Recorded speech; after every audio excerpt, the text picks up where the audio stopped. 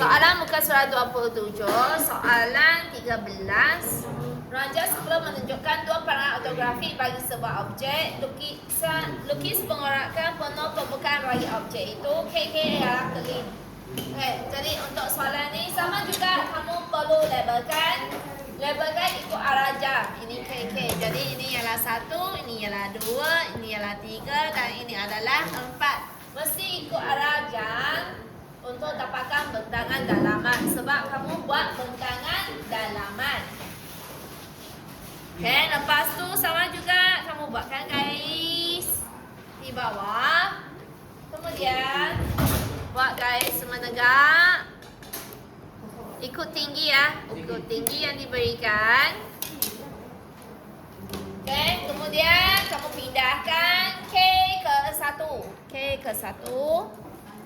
Ukur satu-satu. K ke 1 pindahkan. 1 ke 2 pindahkan. 2 ke 3 pindahkan.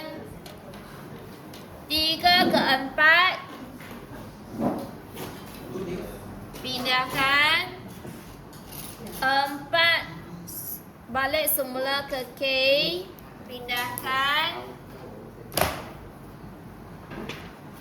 Lepas tu kamu labelkan ini ialah K, ini adalah 1, 2, 3, 4 balik semula kepada K.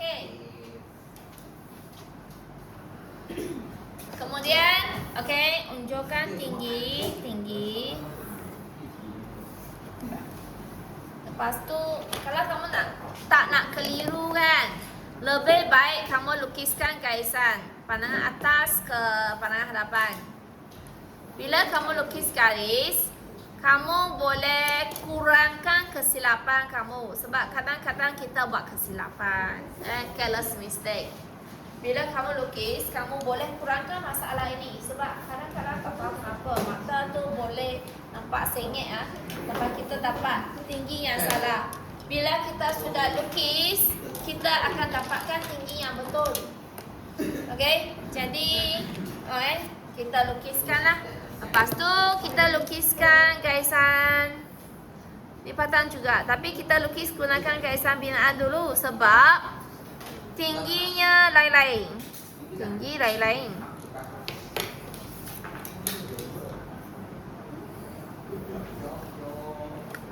Cikgu nak terangkan bahagian ini. Bahagian ini kamu nampak garis dan kamu nampak bulatan juga, suku bulatan.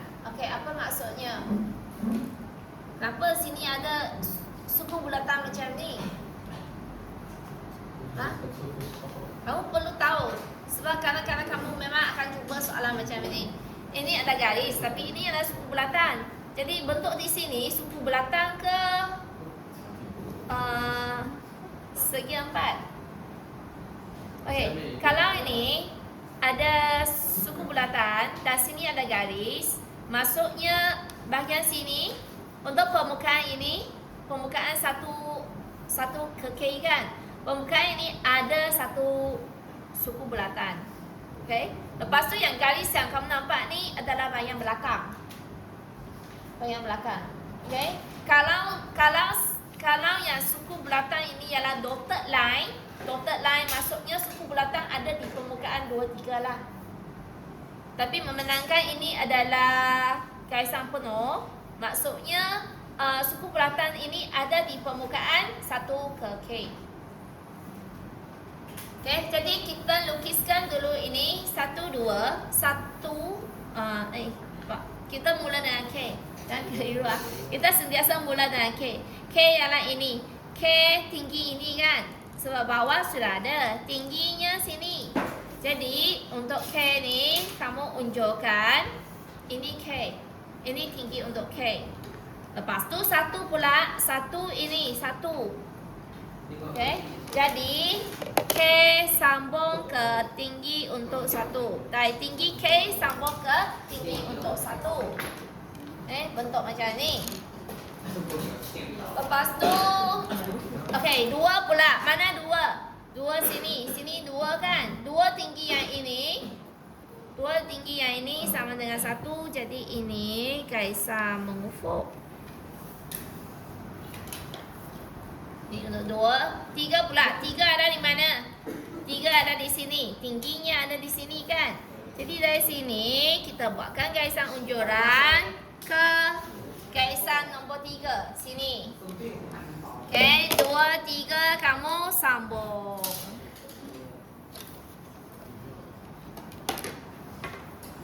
Lepas tu 4, mana 4? Carikan 4. Tingginya ada di sini. Ini nombor 4. Okay, ini 4. Jadi 3, 4. Mana K? K sini.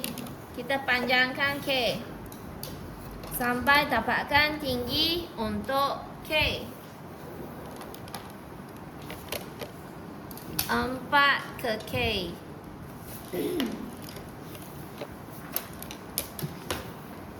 Okay, sekarang kita tengok bawah pula. Bawah 1 dan 2. 1 dan 2 bawah. K. Tak, kita tengok Kejap. Kita selalu bermula dari K kan? K ke sini. K ke sini. K ke sini, garis di bawah. Jadi kamu gunakan jangka lukis, pindahkan jarak K ke sini. Kamu ambil jarak ni, tandakan K ke sini. K ke sini ya. Ini garis di bawah. Lepas tu yang ini kita tengok. Boleh tak kita lukis guna jangka lukis? Boleh ke tak? Kamu boleh testing ini. Sebab ini pembukaan. Sebab ini ialah cikgu cakap tadi. Ini ialah lubang kan? Ini ialah lubang. Sebab suku bulatan kamu boleh cuba gunakan jangka lukis. Test boleh tak? Tak boleh kan? Kalau tak boleh, kamu kena bahagikan kepada 3 bahagian. Bahagi kepada 3 bahagian. Wah. Bagi 3 bahagian. Tak kisahlah mana-mana. Kamu lukiskan 3 bahagian. Lepas tu kamu labelkan. Ini A, ini B, ini C. A, B, C. Kita letaklah A, B, C.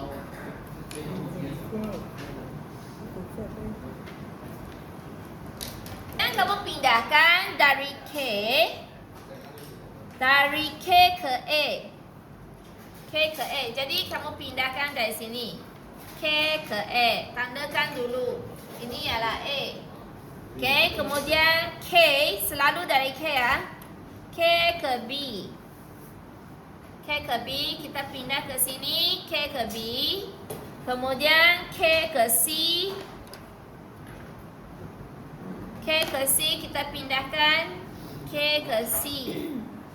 Jadi kita ada K ke A, K ke B, K ke C. Okey, lepas tu jadi A ni kamu boleh panjangkan ke atas lebih kurang sampai tinggi ini juga. Okey, nak lebih sikit pun tak apa. Ini B, ini C. A, B, C.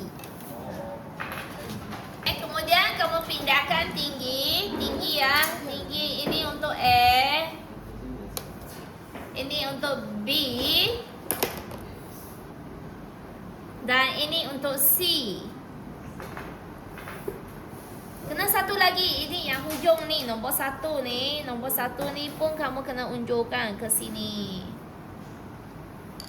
Kemudian kamu sambunglah dengan menggunakan lengkung Perancis. Pastikan boleh melalui setiap titik.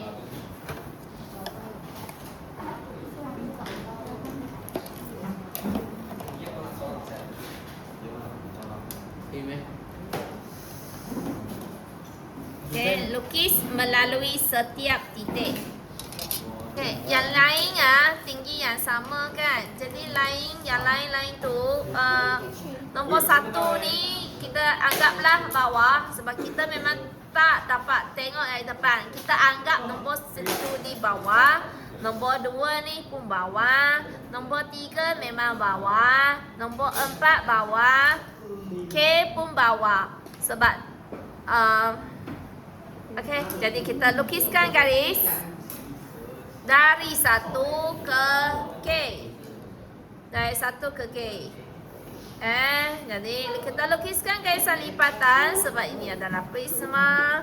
Kita lukiskan garisan lipatan. Kita hitamkan garisan lipatan.